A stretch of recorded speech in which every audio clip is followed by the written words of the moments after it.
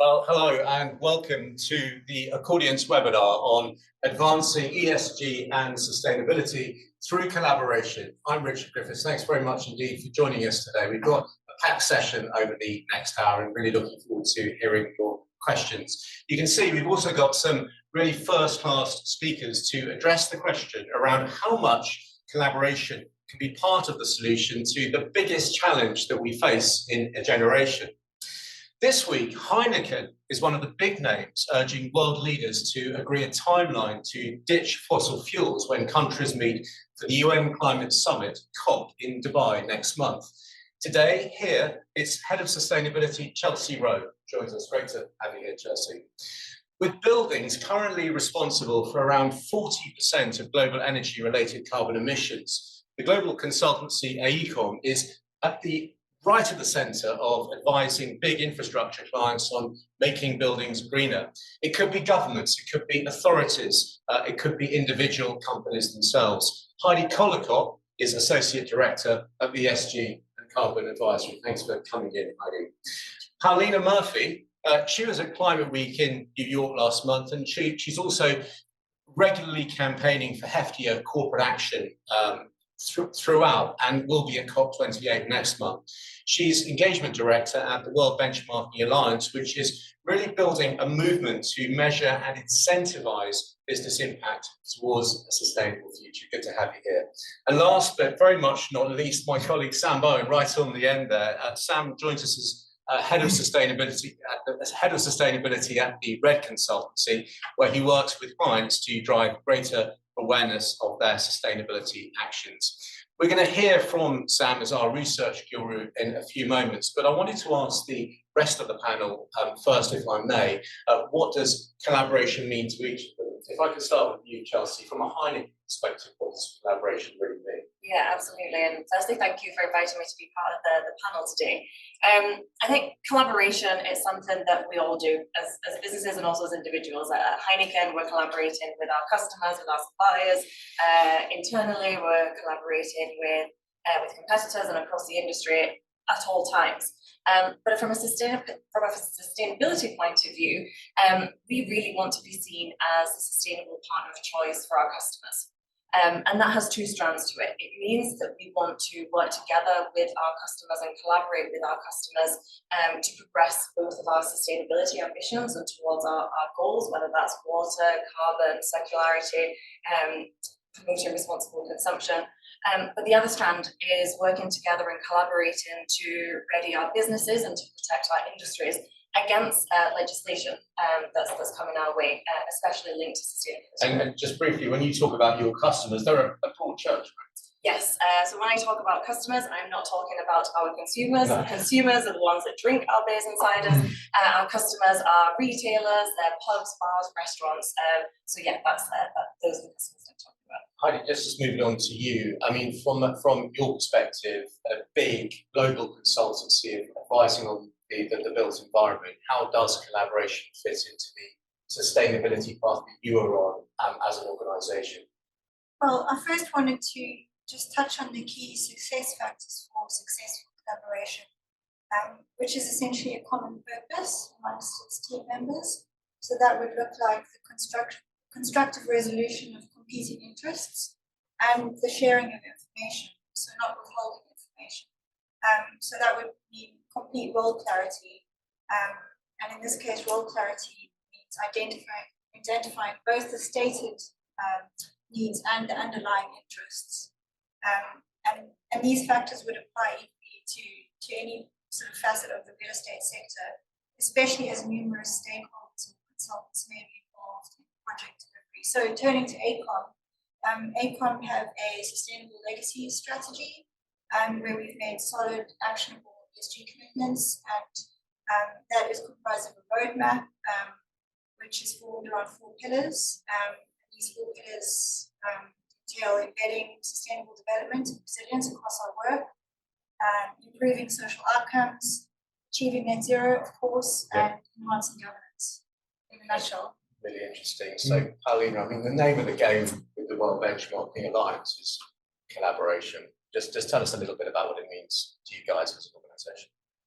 Yeah, thank you. So we're 5 years old, and 5 years ago we thought we could be the World Benchmarking Group. That was the same acronym as the World Bank Group, so that doesn't work. But then we really went back to what is it that we're trying to do, and it's this need to collaborate, radically collaborate, also radically be transparent in everything that we're doing, so that every single organisation who is part of the alliance, and now we have around 380 organisations, are building this movement to incentivize the private sector to really play its true role in meeting the needs of the people and planet and align their best business practices to the SDGs. So I really like what you said about the what does collaboration KPIs, what do they mean? Transparency being at the core. Okay, so we'll hear more from each of these three guest speakers as we go over the next hour or so. And as I said at the beginning, we have a Q&A function. Do please keep the questions coming during the session. But I'm now going to turn to what the latest data is actually telling us. We, as the Accordience group, which encompasses Citigate Dewe Rogerson, Railing, the Red Consultancy, and our colleagues at Circle, we commissioned special research to understand the attitudes of business leaders when it comes to collaboration. And Sam is going to take us through what the research has actually found. And this is new research, we're really excited to reveal. Yeah, I think so, absolutely, very much so. Thanks, Richard. Yes, as Richard says, take you through some of our top findings in statistics that I've been working with Opinion for the last few weeks to unpick sustainability through collaboration and some of the findings there. I'll say that this is our top findings. We have a report coming out, I think, tomorrow, in actual fact, which gives a little bit more on the findings and more depth in terms of the narrative as well around the findings. That'll be available on social and a variety of channels as well, of course, and email as well. If you don't get a copy, please do get in touch, and we can certainly provide that. So I want to take through some of the top findings, as I say, and really I think we've been reading a lot about collaboration going back many years, of course, and certainly for this project, reading a lot about op-eds and reports around collaboration, and it's very clear there's a lot of topicality as well. Recently, obviously, the CMA has put out its framework around what good practice looks like. We've also seen what Heineken has joined up for prior to COP28 as well. So a lot of topicality around collaboration. We wanted to bring something of our own to the party, if you like, and that end, our research rationale was to answer really a very simple question. That is, if collaboration is key to a greater headway in sustainability, what can we learn about business leaders' attitudes to collaboration and also the effect of collaboration on public trust? So a little bit about the methodology. In fact, just before I go into some of the top line statistics, we ran two separate quantitative studies over time with Opinion, through Opinion's channels. The first was looking at 250 senior UK business leaders of organisations with annual turnover around 50 million. So medium, large-sized enterprises, and you can see here from the percentages here, we're speaking to the robustness of audience, if you like, business leaders. You can see we're talking at board level, director, managing director, CEOs, and of course founders and business owners as well. So some robustness in terms of who we're speaking with.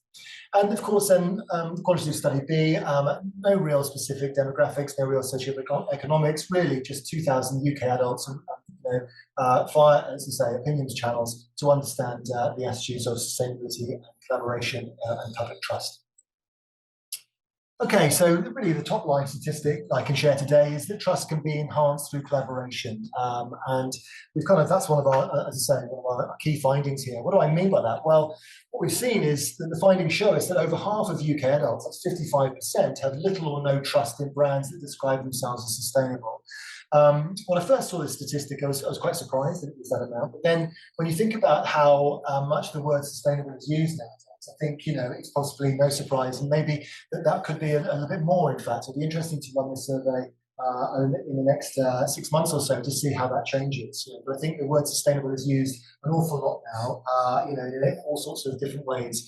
But anyway, nonetheless, 55% have little trust in brands that describe themselves as sustainable. The findings also showed us that 36% are more likely to trust brands if they're working alongside external partners to be sustainable, which is really key, no doubt about it. What we're saying is over a third of UK adults are more likely to trust brands if they're in collaboration with a third party, an external partner. So that's very interesting in its own right, and that's where we stand from a public perspective. Looking at business leaders, what I can say is that it's very clear that I think it's around 95% of business leaders are saying, look, sustainability is a key priority for my business. Absolutely no doubt about it. We're seeing that 81% of business leaders also agree that companies should be working together to fix sustainability issues. So they believe in this idea, in principle of collaboration. But I think the rub is here, and that is that almost half, or 44%, don't trust the idea of collaboration for fear of oversharing information with competitors, or indeed not receiving the credit their business deserves, i.e. sharing the limelight. So this idea that, this idea, if you like, or this paradox, if you like, this idea that public will trust organisations more if they're working in collaboration, yet business leaders are saying, look, many of us don't believe or trust the idea of collaboration for fear of oversharing information. We call this the collaboration trust paradox. And no doubt we'll be coming on to talk about this a little bit later. But that's where we are with that. I think the irony, in fact, to share also, is the fact that of those business leaders who have stepped out of the paradox, who have collaborated to achieve sustainability targets, a whopping 96% describe themselves as the collaborations as having been successful, and a further 49% say their collaborations were very successful. So we need more to step out of this paradox into collaboration and understand that we're building for the greater good. Just looking at a few other statistics, really. What are the barriers to collaboration? We asked our respondents, what do we feel the biggest barriers to a company collaborating with external partners on sustainability issues? I've obviously shared the fears of sharing too much information and not getting the deserved credit or sharing the limelight. I think the top stat here, of course, is the cost associated with sustainability issues, or initiatives rather. I think what we're seeing here is this idea of the value action gap playing out that's in public life. We're seeing that come out in corporate life as well now. This idea that we've got the values, in principle, we want to be more sustainable, yet the costs are too much of a barrier to take and move the dial perhaps further forwards. So this idea, this value action gap is playing out in corporate life. I think the other one to say here is the fears of getting it wrong, being accused of greenwash. And I think that what I would say is, obviously, greenwash is probably a whole other panel, so probably don't want to dig too deep into that today. But the fears of getting it wrong, I think, is really interesting to me, because I think what we saw is this idea that we need to be in a place, I think, where, this is our opinion, I guess, is we need to be in a place where, with transparency and authenticity, we need to be in a place in sustainability where we can get it wrong and we're okay to get it wrong. This idea of test, fail and learn, I think, is really important, and that we're not held to account for failing. Innovation comes from failing and succeeding, and I think in order to innovate in this whole arena, we need to be able to get it wrong to then get it right, and I think that's vital. I think just a couple of other things to talk about, really. Inertia and silo are also common from some of the feedback. In actual fact, what we saw is that some of the verbatims here, to bring it to life, we saw that some leaders were saying we'll most likely start looking at it soon. Others were saying we don't know enough about sustainability at the moment to truly invest time in it. This idea, this inertia, we've got enough time. The science is telling us one thing, we don't have enough time. A lot of leaders we're seeing are saying, look, we've got enough time, we'll get to it when we can, sort of thing. So a concerning response is there, of course. I think the other thing that was most concerning from our side is this idea that becoming sustainable is not as relevant to us as a polluting or carbon emissions industry, as if this is somebody else's problem. It's not our problem. We're not as big as that. I think we'll agree that sustainability is everyone's challenge. It's everyone's issue. And I think we need to step into that, and here we are, collaborate more to get the achievements we want to. And of course, the idea of silo as well. As a company, we want to meet our goals on our own, but we find it better to work alone. I think this idea that sustainability is all about collaborating, right? As we said, it's all about collaborating, whether it's collaborating with the political arena, with your supply chain, with your whatever it may be. The idea is it's all about collaboration. That's why we're here today. Just looking at some of the kind of the unlocks, if you like, it seems like expert knowledge is very much the core for the unlock. We've seen from the Competition Markets Authority, we saw their green agreements guidance. It was published a week or so ago. So we're seeing that 60% of business leaders are saying, look, barriers can be overcome when we share best practice examples and we get greater support from government and regulators. What does good look like? When we share best practice, what can I learn from collaborations in order to bring that in, that relevance and that understanding into my own arena, if you like. 47% find greater guidance from experts and academics. That could be anything from communications expertise around greenwash versus greenwash or what have you, or academics, of course, as well. So expert knowledge is very much the core to the unlock. And just finally, really, on the stats, and as I say, more in the report, so please do seek that out and enjoy that, of course. A third of our respondents have collaborated with competitors. I found this very interesting, no doubt about it. We've seen that environmental NGOs, trade and business associations have been probably more typical collaborations, no doubt about it. But I think it's enlightening to see that a third have been collaborating with competitors, and obviously let's hope more so to bring about that robustness and that resilience at business level and at system level as well. So just before we hand back to Richard, just a little bit of a reminder, really, collaboration trust paradox. We can see that 36% of UK adults, of the general public, are more likely to trust brands if they're working alongside, if they're collaborative, they're working alongside external partners to be more sustainable. 81% of business leaders agree companies should be working together more to fix sustainability issues. Here's the paradox: 44% don't trust the idea of collaboration for fear of their oversharing information with competitors. Many more saying that they're fearful of not receiving their business, credit their business deserves.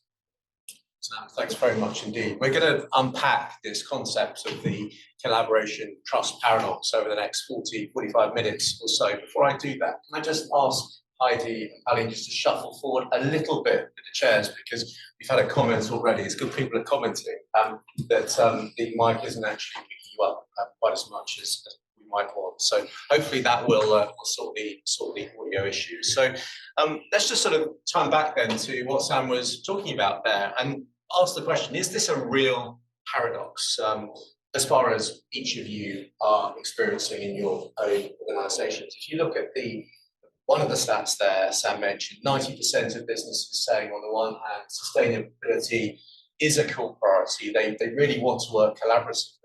But many are also fearful of doing that. And I'm just curious, maybe we start again with you, Chelsey, maybe from the Heineken perspective. In what ways do you see this desire to collaborate, but also a fear around how to do that? Do you recognise that? Yeah, definitely. And I think, Heineken, our sustainability strategy is for a better world. We launched it back in 2009. So since then, we have been having to collaborate to progress towards those targets, whether that be environmental targets, social sustainability targets, or targets on responsible consumption. And I would say that we have done that successfully.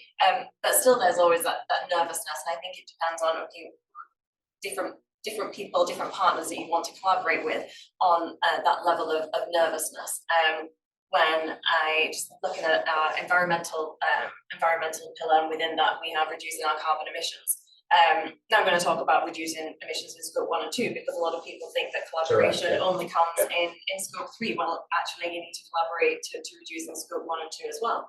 And earlier on in the summer, we announced a £25 million investment into our biggest brewery in the UK, Manchester Brewery, to install heat pumps, and that would be to capture heat that's created in one part of the brewing process and then to reuse it elsewhere.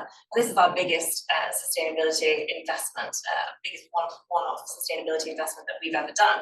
And we couldn't have got to that point just working on our own and kind of locked away in the Heineken world. That needed collaboration with experts from experts outside of Heineken, but also within Heineken and other parts of the Heineken world. So we've been working with colleagues in the Netherlands as well. And I think that kind of collaboration people feel much more comfortable with when it's thinking about potentially buying services part of the collaboration, but also within the business. But then when you start to look at collaborating with perhaps competitors, then that's where that nervousness comes in. And Sam mentioned a few things in the research findings. One was the capacity, willingness to test, fail, and to learn.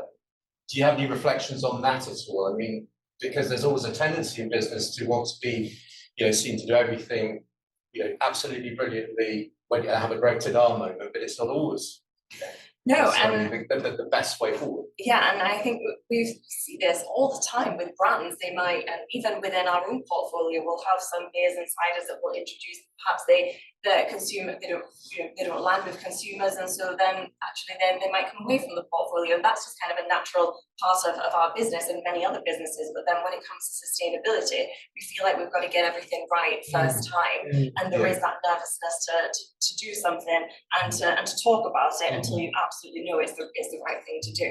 And I think, and obviously we said that would be a different panel, but this is where greenwashing comes in, and people feel a bit nervous about talking. And one of the things also that came out in the research was this sort of sense that people don't know enough necessarily, don't feel they know enough to move forward on sustainability initiatives. So I'm just wondering, from the kind of conversations, interactions you have at AECOM internally, but also with your clients, how are business leaders feeling from that sense of knowledge, but also sort of nervousness around collaboration? Well, I think I'd quite like to flip the question and interrogate the trust paradox, because if you go back to your 96% statistic, if you try and identify from the survey, that 96% of business leaders that felt the collaboration was successful, what did they consider in terms of key success factors within that? What did they do differently? What made us successful in that collaboration? And maybe that's a point to learn from, one. And then two, maybe that could be a lens to carry forward a best practice template and for maybe audience something to consider. I think it's a really interesting point, actually. I think it goes to the point of, collaboration is on a spectrum, isn't it? There's the smaller collaborations, with the environmental NGO, but then there's the bigger collaboration we're seeing with Women in Business Coalition ahead of COP28. And obviously they'll have objectives in their own right. And I think you earlier pointed out measurement and really understand what the KPIs are so vital about it. Pauliina, just sort of noting this point around how business leaders are feeling. You're an organisation which has something like 380 members. So just give us a flavour of how you're finding that some of the barriers to collaboration that you've experienced over the years in which from which you've been founded. So I was really surprised by the findings, first of all, because we have we feel the natural need to collaborate. So to really understand what business leaders are feeling came as a bit of a surprise. So then really thinking, okay, how do we, first of all, we collaborate with our allies.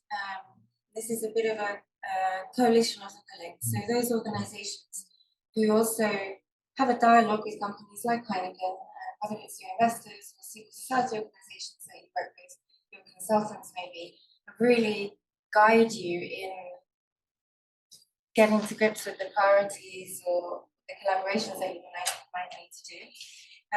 So there's that, but then there's also this notion of collaborating with competitors. I think that's where we can use we benchmark companies. We've identified 2,000 of the world's most influential companies on the SDG agenda in order to try to get these big hitters to be the leaders, and they have such dominance across their supply chains.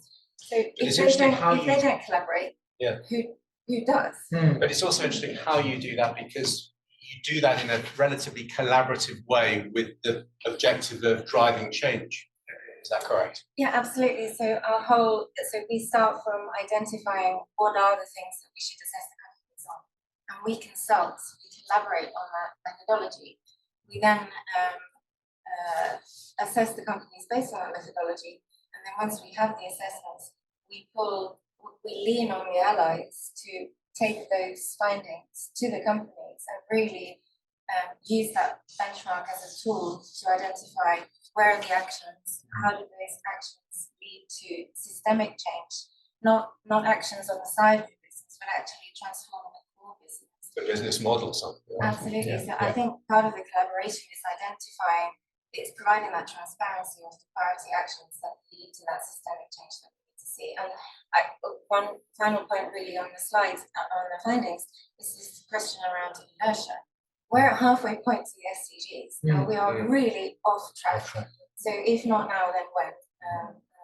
So this shyness around collaboration, I hope we can really see the breakthrough. Yeah, I just thought it was worth mentioning two kind of case study current examples of successful methodologies within the real estate property sector, which could be transferable to any sector really. One is it's called the open space technology. So the basic premise of open space tech is that you get all the players in one room with no predetermined positions.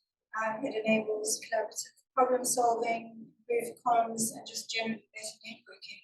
And then, so arguably, any sector, or the real estate sector in my context, would benefit from this blank canvas approach as it facilitates new ideas and approaches. And then another current example is the systems thinking workshop currently being run this month by the UK GBC, UK Red Consultancy, in which they are calling on stakeholders across the built environment to challenge mental models or established models, and then engage in new systems change programs to enable radical transformation. So I think as long as the why and the purpose is being focused on, there's real potential for it not to just be another talking shop, but to actually really enact change with really quite influential players across the industry. So both are potentially really exciting. I want to come back to you in a moment, if I may, in terms of how to enact change, how to start things off. We actually asked everyone who registered for this webinar what the greatest sustainability and ESG challenges they face right now, and we received a ton of responses, very different challenges as well, which gives you an indication of how much is out there to actually focus on. Here's some examples. Navigating ESG legislation. We know that there's a raft of new national and supranational legislation that is coming down the pipe at different stages right now. So that's one thing that's really worrying some people. Reporting, delivering on net zero. Scope 3, the indirect emissions that increasingly we're talking about now, you've already referenced, Chelsey. Strategy, battling greenwashing, increasing impact while maintaining profitability, engaging senior stakeholders, as well as how to communicate progress meaningfully. So it begs the question, where do you actually start, where you've got this whole raft of different challenges to face? And you mentioned some of the sort of models, sort of methodologies. Where do you think you should start in simple terms when it comes to ESG challenges? And I know it depends on your organisation, but give us a flavour. Well, I think going back to my sector, we really need to look at time critical kind of aspects to that. Sustainability is really such a time critical activity. It's really difficult to retrofit or embed late stage actions. So there's quite a lot to unpack there. And this is high profile stuff. Marks and Spencer's on Oxford Street, that was a high profile example of a big political row, isn't it? So you're at the centre of some of these, not necessarily that example, but the centre of some of these big issues. And retrofitting there really, it is one route, but if we can go back to first principles, if we can engage the right stakeholders at early stage and avoid the cost time program triangle in world program terms, you're halfway there to delivering sustainability. You mentioned a few frameworks there, so there's a lot of things already. I think what you're saying that different organisations can start to work with as a base to work from. I mean, Chelsey, from your perspective at Heineken, where do you think an organisation might start to collaborate first, or any reflections on that? Yeah, so I think thinking about kind of the urgency and where to start. I think for us, very much the urgency is reducing our scope 1 and 2 emissions. We've got a target by 2030 that we need to meet, but not only that, we have, I guess, a duty to our customers as part of their supply chains to reduce our emissions as part of their scope 3, and they will also have targets by 2030. So we have a duty to feed into that. I think once we're kind of in a good place with scope 1 and 2, our attention is also turned into kind of packaging. It's a huge chunk of our carbon footprint, and it's also a really tangible thing that people can, our customers and our consumers, they interact with whenever they're consuming our products. So packaging is hugely important to us.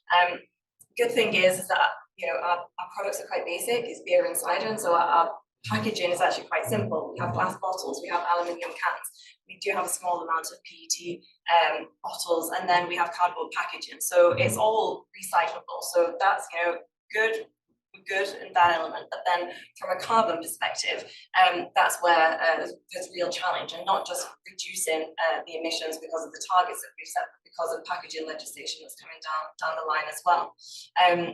One of the other things, if you're enjoying a pint of beer or cider, then it's probably the most circular way that you can enjoy a drink, because the kegs are reused infinitely. Whenever they're finished at the pub, they go back to the brewery, they're washed and refilled, and they come back, and then the glass is also washed and reused.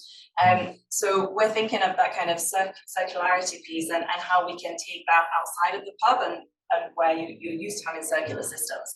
And we've actually been collaborating with a handful of other drinks producers to look at, okay, how could we introduce refillable packaging in retail, so people can, once they're at home, they can enjoy their beers and ciders in a glass bottle that isn't just one way, but then can be refilled.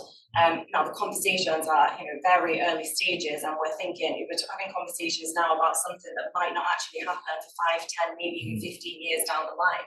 But you've got to start having those conversations now. And it may be that at some point you say, okay, we need to put a pause on this. We've got to as far as where we can, and that's okay. And that comes back to being okay to be able to say this is not right for this moment in time.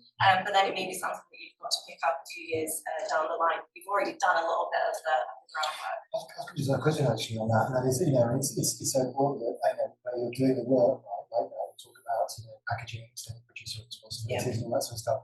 I guess from a comms point of view, how much is Heineken sharing their opinions of that? How much are they sharing the work they're doing from the packaging perspective? How much are you getting involved in the debate, if you like? Yeah, I mean, it's a big part of our public affairs agenda. It's a big part of our customer conversations. If we don't bring it up, then our customers will bring it up to us, and they want to know what we're doing. So I would say, from a communication point of view, it's very much in those conversations rather than going out and saying this is what we're doing, this is what our stance is. Just in terms of that point that Sam picked up on around sharing, I sort of just come to you, Pauliina, if I may, and sort of wondering whether, when we look to the future, how much is tackling some of our most urgent problems down to a shift in mindset from your perspective? What I'm thinking about here is, if you take scope 3, for example, which usually the bulk of an organisation's emissions by some scale, that requires education, arguably negotiation with your suppliers, with your partners. I'm just wondering, how much is the mindset important in terms of taking it with you? What's any thoughts on that? Hugely relevant, and I think we are starting to see the shift of that mindset, and actually it's also a company knowing what is expected of them by their stakeholders. So your customers, but your investors, your suppliers, and what you expect of them. And so we are starting to see certainly in the dialogues that we have with the companies that are in scope of our assessments, the realization that we know how to do scope 1 and 2, but we need to tackle scope 3. But then there's the whole nature biodiversity framework that is now within kind of the mindset that needs to be tackled by companies like Heineken. And I would for sure add water to your list of priority action areas. So we can just take the global biodiversity framework and then the actions that have flowed since then. That's the global agreement, and then organisations like TNFD setting out these are the disclosure standards that we expect to see from companies, and they will cover water, they will cover biodiversity, land use, all those things. So part of the mindset shift is really also anticipating those expectations, what's coming down the line, and really that it's not a compliance mindset, it's a transformational. It's going above and beyond compliance, isn't it? And I think a real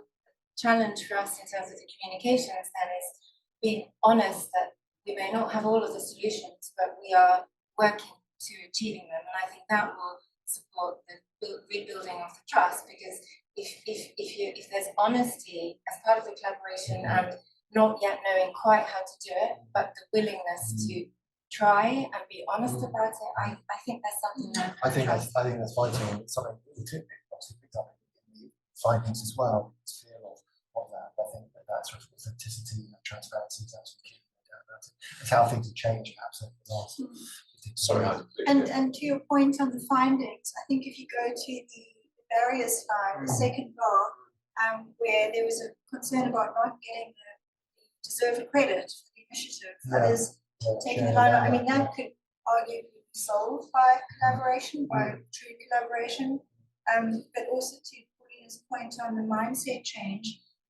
Just to quote Simon Sinek, he uses the example of a business as an infinite game, not a finite game, where he terms finite as a win-lose situation as opposed to an infinite game. Business plays the game to the end, where everybody wins, and then it's a self-reinforcing system, which can then link back to circular economy principles, or closing the loop from a linear to a circular to a performance economy. So there's quite a bit in there, but again, it's just back to mindset change and true, aligning of purpose. I think that's really interesting. It's sort of zero-sum game, isn't it? I think what's really interesting is we talk about that getting lost, I guess, in collaboration. You've got like the We Need Business collaboration. There's 130 brands in that already, right? And when you see it reported, 130 organisations aren't being listed, right? So what's that doing for reputation? I think that what we can see is that the integrity is there, right? The integrity is there. We need to take action. We're going to sign up to this or get involved because. And I think the other thing is about, it's worth mentioning, is the idea of the internal cohesion that comes from collaboration. This idea that we seek, climate quitting, conscious quitting, all sorts. This idea of, employees, talent retention, talent attraction, if you like. This idea of people saying, listen, our business is really moving forward in this, and we want to be part of that, right? And I think that's a really important point to make from an internal stakeholder perspective. Just in terms from your perspective, Sam, what would you say did you find the biggest surprise of these findings in the research? It's a great question. I think obviously the trust paradox was an interesting part of it. I think that part of me was perhaps not the obvious, but the kind of reading between the lines. I think when we see that 55% of UK adults are saying they don't trust brands that are saying they're sustainable anymore, and I think just quote a couple of other stats, like 49% said that they felt it was a marketing ploy, right? 47% said it was a way of making extra money.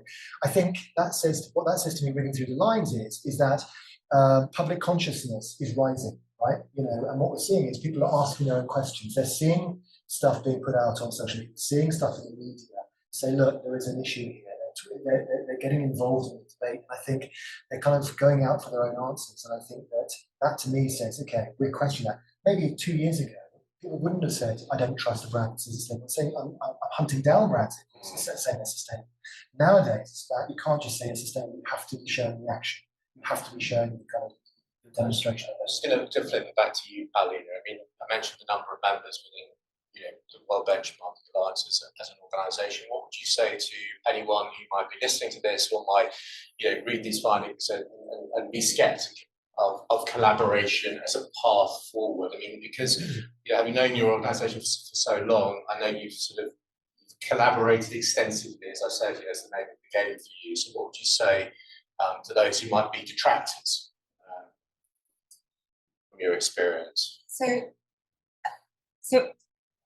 bringing in this, in order for me to try to answer your question, but bringing in this notion of accountability as well, because if you are a company that has that authentic dialogue and way of communicating and accepts that they may not yet have all of the solutions, innovations in place, but they set the target and they are prepared to put an interim target in place, it introduces the notion of transparency and accountability so that those stakeholders who are collaborating with you, whether it's through a formal business contract or procurement, or whether it's just through a platform like Being in Business, there is a sense that there is everybody knows what's going on, and those companies can be held accountable for the progress that they were making, and through the kind of ongoing monitoring and evaluation of the progress, we'll be able to see which are the leading companies and how everybody who is collaborating with them can support and incentivize those leaders to continue taking those steps. But we can't let the laggards be laggards, because otherwise those leaders will also, it's bad business for them to continue trying. And how do you persuade those laggards? And you could incorporate national governments as well into that. I know that's another piece of it. But I mean, how do you persuade the laggards to get on board? Great question. So how about governments use their public procurement power to not contract with those companies that are lagging? But we see some of that already, don't we? That's a brave decision for a government to take, but it could also be with investors who engage with the lagging companies to really set time-bound targets for those improvements that need to be made. It could be through consumer campaigning. There are some great initiatives out there, but I don't think there is enough. But it has to come from the sense that it's not a name and shame game. It's around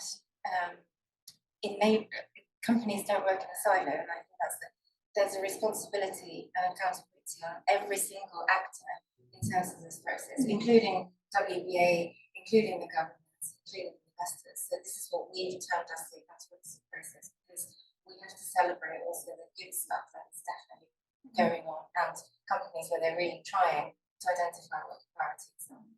It's like that the former chief exec of Pure said, it's taken on board.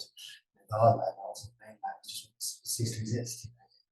So it's an existential threat. Well, it is. Yeah. Just conscious of time, and also that we've got an audience and we don't want just discussing amongst ourselves. Really grateful for your questions. We've got some coming in already, which is great. I'm going to take the one around the influence really that needs to be brought to bear on boards.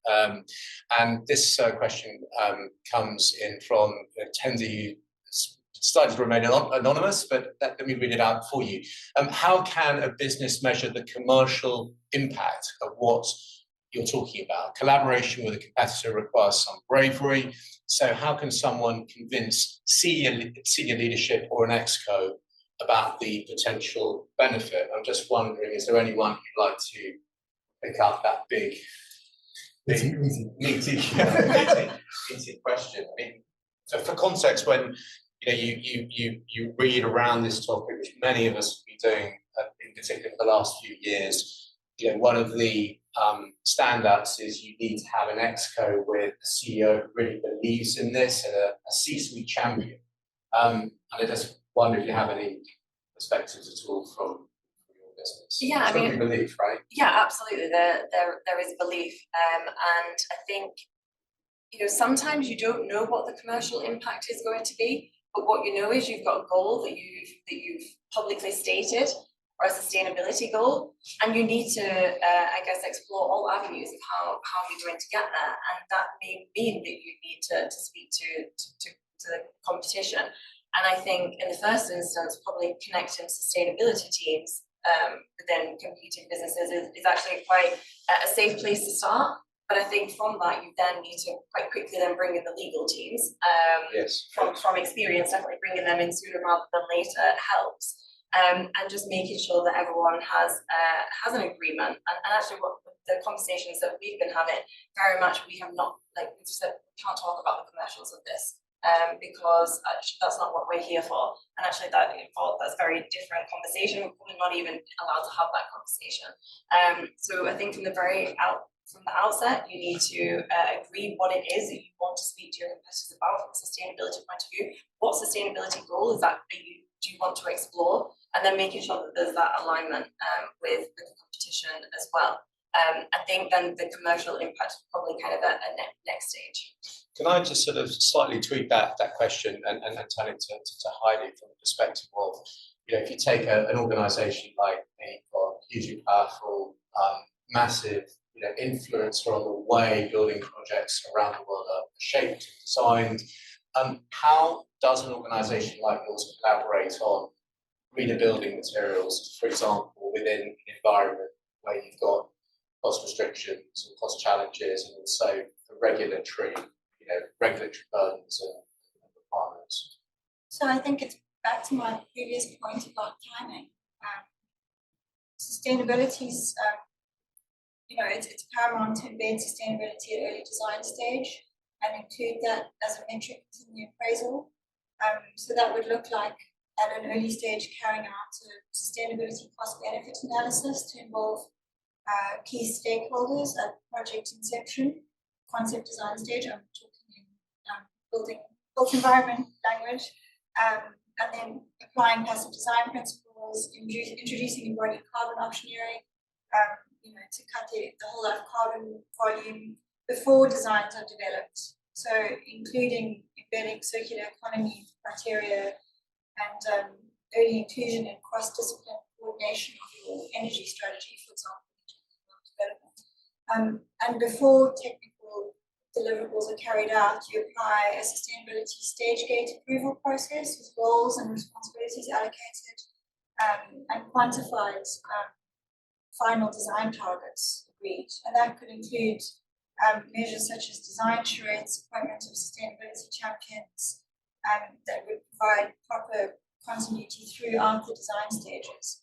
And then, as well as that, sustainability requirements embedded in tender evaluation. So there's a lot of kind of actioning. So you're talking about quite hard metrics there. You mentioned cost benefit analysis. Do you ever look at the reputational perception with regard to, let's say, there's going to be a new department store that's built in the centre of London or New York, huge building, but by making it greener, it's going to have a perception benefit arguably on the customers. Do you look at that at all in your sort of scenario mapping and analysis? I mean, I think it's implicit. It's implicit to deliver value, but I think, to your point, there is a lot of peer review and peer benchmarking going on within, industry leaders. So it is right that, the key players in the industry, guide the others and turn what is actually, in UK terms, quite good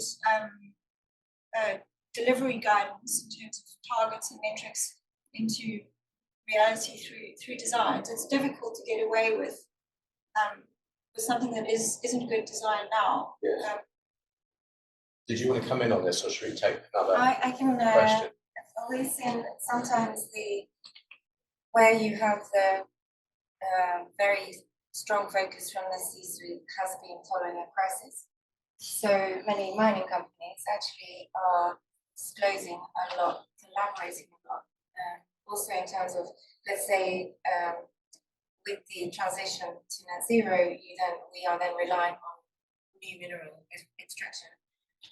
Those mines need to be brought to a high standard. So there's collaboration between these mining companies who've learned from experience, and therefore it's seen as it's a must. It's not a nice to do. It's a must in terms of the impacted communities, and they've learned how to also have very good, strong dialogue with the affected communities. So I think it's not the only. Of course, we don't want every company to go through a crisis in order to get it up to the board level.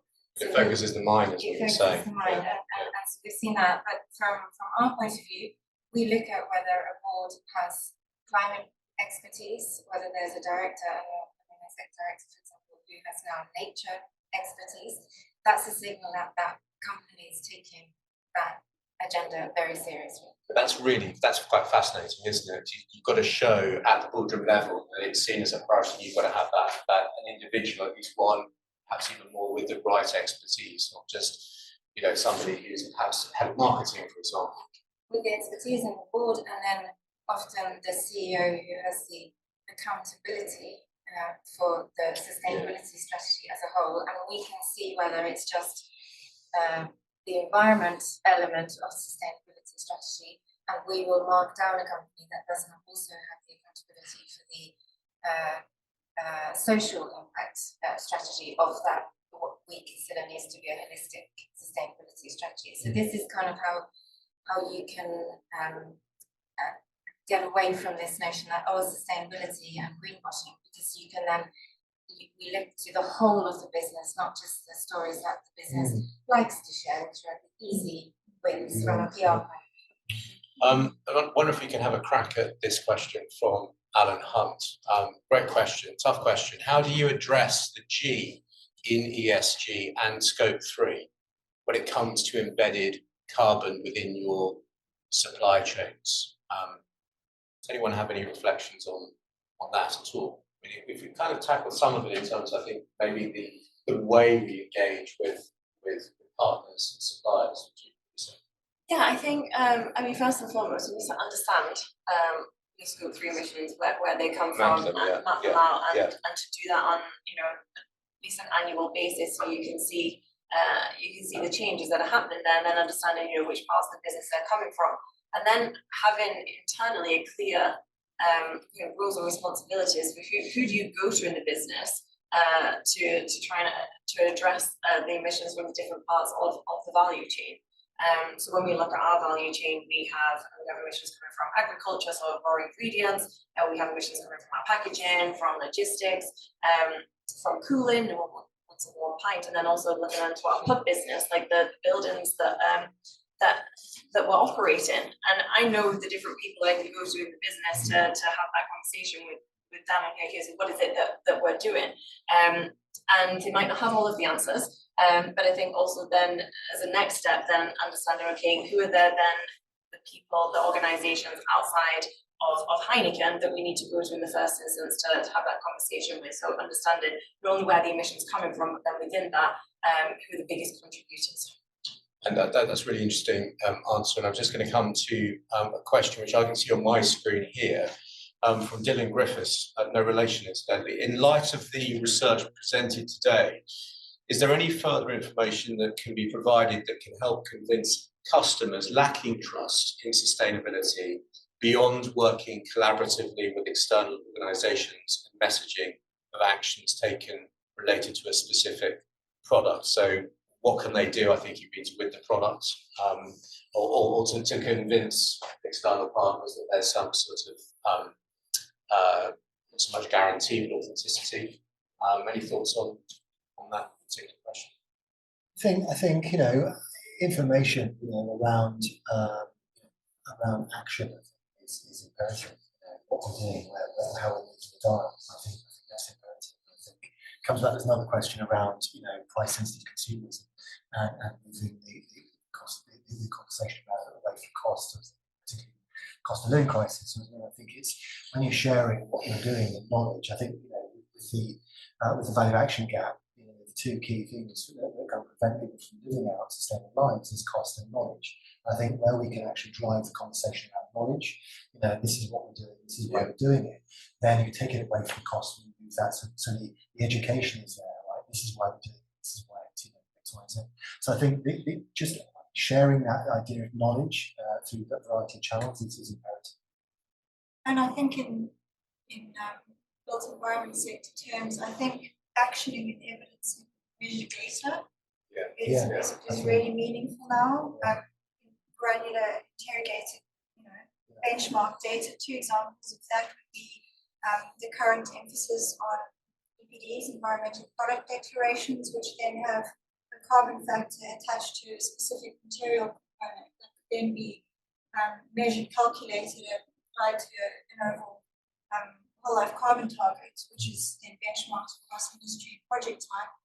Another example would be the current sort of drive towards applying materials passports, which is again benchmarking the carbon impact of any specific material or reuse of that product or material, which then relates back to circular economy. So I really think it's about meaningful data and hopefully And you have to trust that data. And elicits more trust that has been going on, where it's just vague and qualitative as opposed to quantitative. Zooming out very briefly, we've got a couple of minutes before we need to wrap up, but zooming out from the research for a second. All of us in different guises around this panel today have a role as communicators, either externally or internally or directly. When you look at communications as an industry, just curious for your thoughts, we're often seen as there to paper over the cracks. Someone I was talking about this earlier on today, rather than contributing as drivers of meaningful change. How much has that changed in a sentence or two, Chelsey? Oh, sorry, can you just repeat the question again? Yeah, have we actually changed in terms of perception of communications as agents, if you like, to drive change? Do you feel that that is changing because we're becoming more knowledgeable and being seen much more as advisors and protectors of reputation? Yeah, definitely. And so my role in Heineken as the sustainability team sits within our corporate affairs team. So we have our comms team and our public affairs team. And in years gone by, we're just kind of the team that people come to and they don't really know who else to go to within the business. Right. Whereas definitely seeing a shift over the last couple of years that people come to us intentionally with the right questions to ask and coming to the right people in that team because they want that advice and that support. So I think that has definitely changed in recent years.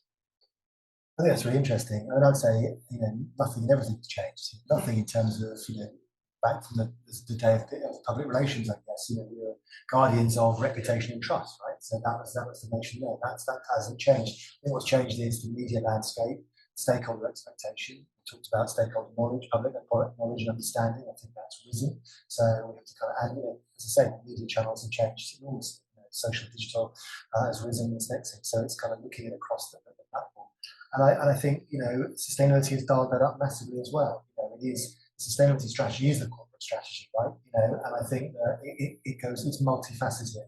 And I think, we talk also about authenticity and trust. You talk about papering over the cracks. I think back in the day it was with integrity. It was nothing to see and move on sort of thing. Whereas now, we have to be happy with the idea, content with the idea of saying, look, we don't have the whole answer, right? But this is where we're at, being that authentic and transparent self as a business or organisation. I think that's imperative. I'm going to wrap it up there because the clock is beating us to it. But so appreciative of all your time today, Pauliina, Heidi, and Chelsey. Really appreciate it. Thank you, everyone, for joining us on the webinar. Don't let this be the end of the conversation. Please do feel free to connect with us, with each of us, via LinkedIn, and do let us know if you'd like a further conversation with any of us regarding how we might be able to advise you. Thanks very much indeed for joining us today.